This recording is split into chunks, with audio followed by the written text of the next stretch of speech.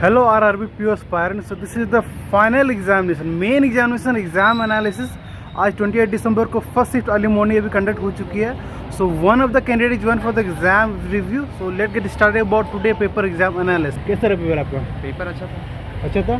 Okay, this is your first mains और पहले mains दे चुके आप? दे चुके. That's great. ओके, तो आप थोड़ा डिस्क्राइब कर दो आज के पेपर के बारे में. क्या है स्टार्टिंग से सेक्शन वाइज कौन सा खुल रहा था पहले? सबसे पहले तो रीजनिंग खुला है. ओके, पहले रीजनिंग खुला. रीजनिंग इजी था, क्वाइट डुएबल. पजल्स सारा डुएबल था, इजी, कुछ भी लेंदी कुछ नहीं था. ब्लड रिलेशन भी था, वो भी इजी था. मशीन इनपुट था, वो थोड़ा ट्रिकी जैसा था. मतलब उसको हम क्या अल्फा न्यूमेरिक को डिजिट मिक्स था क्या? या फिर से डिजिट था? नहीं, मतलब उसमें वो था वर्ड और डिजिट दोनों था. वर्ड और डिजिट मतलब वही अल्फा न्यूमेरिक हो गया.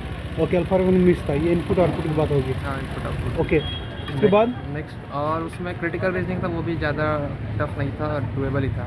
ओके, और उसके बाद कंप्यूटर सेक्शन खुला है. अच्छा, रीजनिंग के बाद कंप्यूटर सेक्शन खुला. ओके, कंप्यूटर में थोड़ा लॉजिकल बेस्ड क्वेश्चन ज़्यादा था. Logical day to day life thinking ऐसा. अच्छा अच्छा अच्छा. और एमएस ऑफिस से? एमएस ऑफिस, एमएस वर्ड उससे था. ओके, कितने number of question MS office से, एमएस वर्ड से? एमएस ऑफिस, एमएस वर्ड से approx 6 to 7. 6 to 7. Okay, next section कौन सा खुला? नेक्स्ट खुला है जी.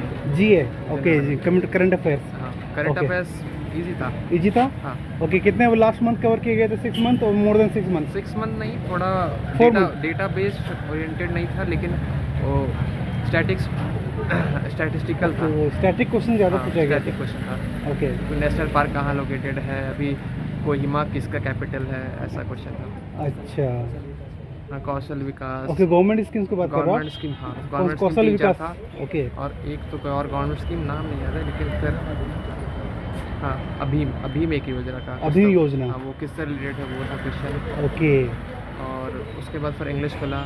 English section. हाँ, ओके, रीजनिंग, कंप्यूटर, जीए, देन इंग्लिश. हाँ. ओके, इंग्लिश फिर इंग्लिश डुएबल था, थोड़ा सा लेंदी था. कुछ पैराजम्बल थोड़ा लेंदी था, और एक थोड़ा कन्वर्सेशनल टाइप का क्वेश्चन था, इडियम बेस्ड, तो वो थोड़ा लेंदी था. और फिलर्स क्वेश्चन था, डबल फिलर्स. Double filler. हाँ, डबल Okay. फिलर्स, एरर, दो पैसेज का क्वेश्चन था. ओके, आपसी दो सेट था. हाँ. कितने कितने का सेट था?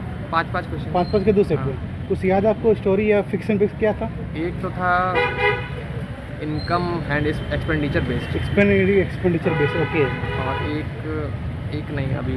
ओके, रिलेटेड भी. हाँ. उसके बाद कौन खोला? Quant. मैथ, क्लास में मैथ. हाँ, ओके, मैथ्स के बारे में बताओ. उसके साथ बॉन्ड्स में 2 DI था, 2 DI. ओके, और 2 केसलेट, 2 DI, 2 कैसलेट, और अर्थमेटिक था लगभग 10 क्वेश्चन. 10 क्वेश्चन.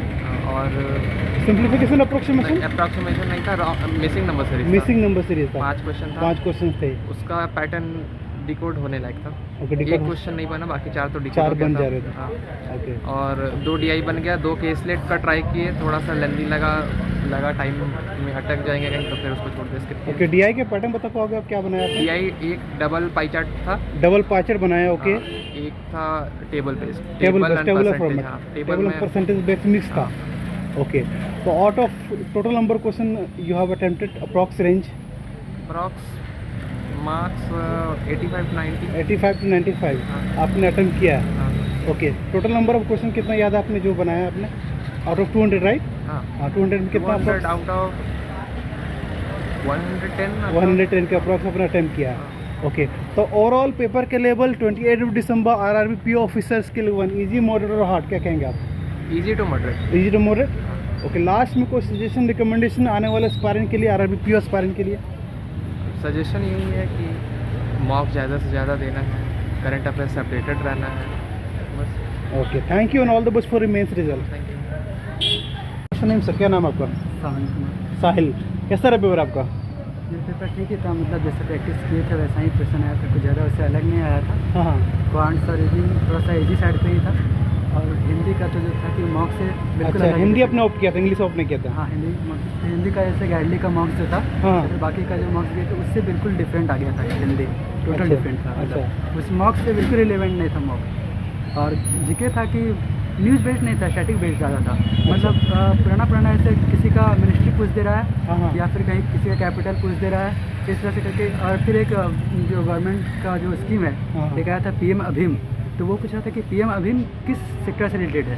किस सेक्टर से रिलेटेड है? हाँ, ओके, ऐसा हाँ पूछा था। हाँ। और मतलब इसी तरह के था कि मतलब कोई डेट बेस नहीं था कि लास्ट 6 मंथ से लास्ट 6 मंथ से पुराना से ही पूछ रहा है, तो वो स्टैटिक बेस ही पूछ रहा है। कंचनजंगा नेशनल पार्क करके एक क्वेश्चन आया कि ये कहाँ पर है, जीआई टैग वाला क्वेश्चन इसमें भी आया, जैसे कि IUPS और SBI का मेंस में आया था, इसमें भी आया इसी तरह से। कंप्यूटर मेरा थोड़ा सा अच्छा अटैम्प्ट तो है मेरा 27 और 40। हाँ, लेकिन इसका मतलब एक्यूरेसी का हमको थोड़ा सा डाउट है। ओके हिंदी में टोटल अटैम्प्ट की 40 ओके, 40 आउट ऑफ 40। हाँ, बाकी सब में मेरा 25-26 के अराउंड सारा अटैम्प्ट हुआ, तो मेरा टोटल अटैम्प्ट है 145। 145। हाँ, ओके, एक्यूरेसी मेरा क्वांट्स रीजनिंग में ठीक ही रहेगा, हाँ हाँ। हिंदी में भी ठीक ही रहेगा, बाकी दिनों का नहीं कर सकते। मतलब हाँ, जीए का भी सही है कि इजी था, तो 20 नंबर तो उसमें भी आ जाएगा। अच्छा, तो जीए में करंट अफेयर जो आए थे, कुछ करंट अफेयर क्वेश्चन से याद आपने जैसे बताया, स्टैटिक तो आया था, स्टैटिक स्टैटिक ज़्यादा देखने को मिले थे। न्यूज़ बेस्ड कम था, स्टैटिक बेस्ड ज़्यादा था। अच्छा, न्यूज़ बेस कम था, स्टैटिक बेस ज़्यादा था। ओके, तो लास्ट में आप कंक्लूड करो, क्या सजेशन देना चाहोगे आने वाला एस्पायरेंट के लिए? आपने तो मेंस दिया है, कई सारे बच्चे भी मेंस पे नहीं दिए होंगे। मेरा तो अभी उससे पहले SBI और IUPS में मेंस हुआ है। अच्छा, SBI क्लर्क का और SBI जूनियर एसोसिएट का मेंस आप दे चुके हो। ओके, तो आपने ढेर सारे मेंस के एग्जामिनेशन दिया है, ये थर्ड राइट? फोर्थ मेंस है इसी साल का सारा। इसी साल के सारे फोर्थ मेंस है। वाओ, तो कई सारे प्रीलिम्स क्लियर नहीं कर पाते, आप 4 मेंस दिए हो एक ही साल में, राइट? अभी अरबी कलर भी देंगे। अरबी क्लर्क का मेंस भी देना है आपको। वाओ, 5 एग्जामिनेशन मेंस इन अ रो, सीक्वेंस ऑर्डर में। That's great, right? Great effort. I can really appreciate your hard work. By the way, आप क्या सजेशन देना चाहोगे आने वाले एस्पायरिंग के लिए? आपने 5 मेंस क्लियर कर लिए हैं एक ही साल में, कोई सजेशन रिकमेंडेशन क्या क्या आपकी स्ट्रेटजी रही?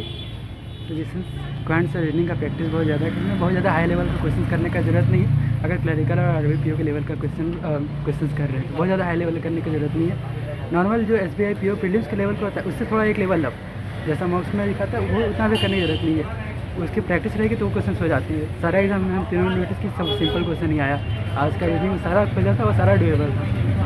और क्वांट्स में DI आता है तो बहुत ज़्यादा कैलकुलेटिव नहीं आ रहा है, थोड़ा सा प्रैक्टिस वाला भी वही same DI, double pie chart और टेबल चार्ट वाला DI आता है।